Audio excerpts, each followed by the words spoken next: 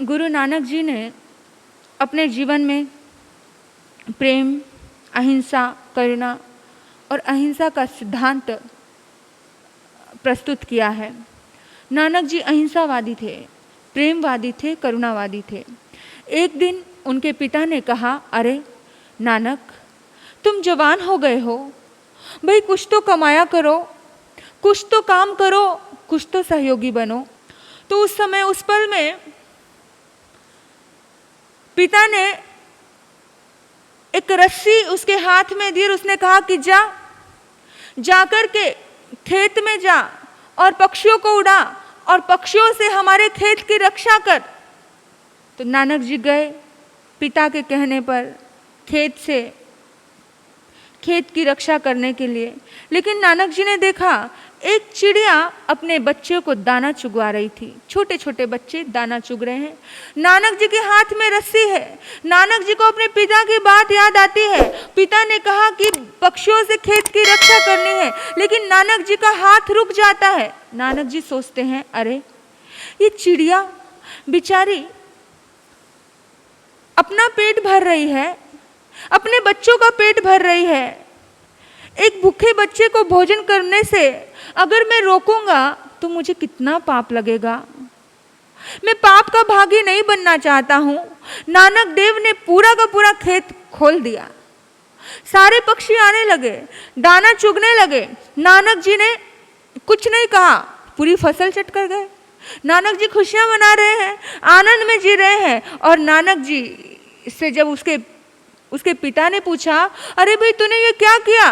तो नानक जी कहते हैं, राम जी की चिड़िया, राम जी का खेल, राम जी की चिड़िया, राम जी का खेल, खाओ रे चिड़िया भर भर पेट।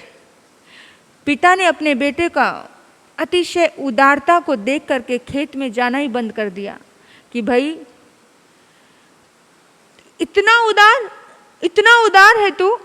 उन्होंने कहा कि तू कहीं नहीं जाएगा, तू दुकान में बैठेगा। लेकिन महान लोग, महापुरुष लोग बहुत अलग होते हैं।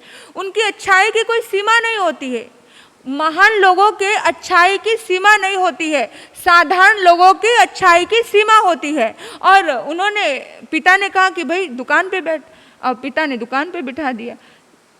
आते हैं ग्राहक लोग उससे लेने के लिए, और नानक जी तो बिना किसी भेदभाव के बांट रहे हैं। एक दिन माल तोल रहे थे, एक दिन उन्होंने 1 किलो, 2 किलो का बाट रखा, 3 किलो का बाट रखा, ऐसे 13 किलो का बाट रखा और 13 किलो पे बाट रुक गया। तो उन्होंने कहा मतलब है कि ये तराजू कहता है कि जो कुछ भी है वो तेरा है और तेरा तुझको अर्पण, क्या लागत है मोहे। तो नानक जी ने सोचा कि ये तेरा है, ये कहकर नानक जी ने सब लुटा दिया और कहा कि दुकान भी तेरी है भाई, माल भी तेरा है। ग्राहक माल ले लेकर जाने लगे और नानक जी खुशियां मनाने लगे।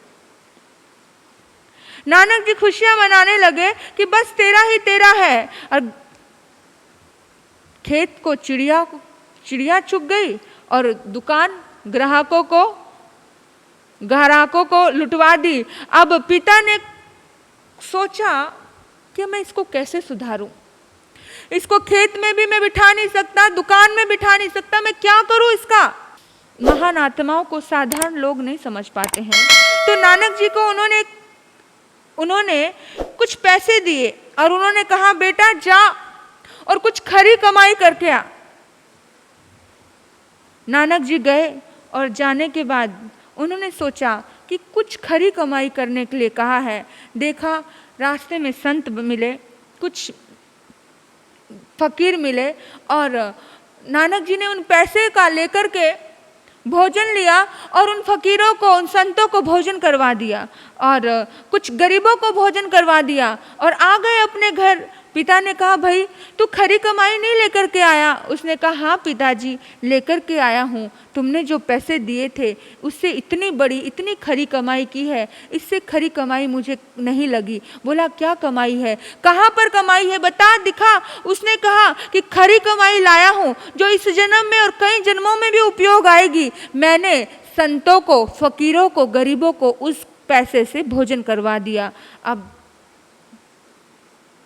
पिताजी तो माथे पे हाथ मारने लगे, तू गृहस्थी के लायक ही नहीं है, तू गृहस्थी में जी ही नहीं सकता है। अरे गृहस्थी के लायक बनने के लिए जन्म ही किसने लिया था? अवतार पुरुष तो पूरी दुनिया के लिए होते हैं, वो चार दीवारियों में बंधने के लिए होते ही नहीं है। जहां पर ऐसी उदारता देखो तो वहां पर उस आत्मा के चरण छू लेना। और अगर आप ऐसे महान व्यक्तित्व के धनी बनना चाहते हो तो ऐसे उदार बनना, ऐसे उदार।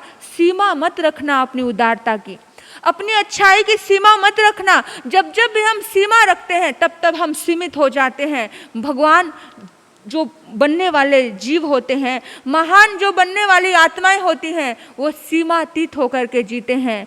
इन्हीं सद्भाव से ओम शांति, ओम शांति।